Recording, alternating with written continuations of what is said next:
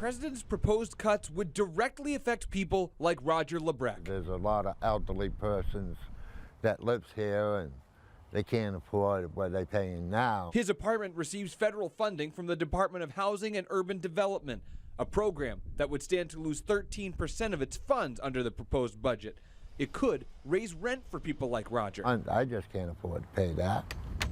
Construction on these HUD-funded units broke ground last spring, meant to fill a housing gap after fire destroyed 2 buildings. The construction manager says he worries that under these proposed budget cuts, they wouldn't have gone up at all. The proposal is just devastating. President of Avesta Housing, Dana Tautman, says these cuts would force them to produce less new housing, force people to wait longer for placement, and possibly force people in affordable housing to lose it. It would be a huge chain reaction. He says even the economy would take a hit with no funding to build new properties. The folks that actually build those would also not have their jobs to do so. Tautman says affordable housing programs have been steadily cut over the years. These programs are about as thin as they can get.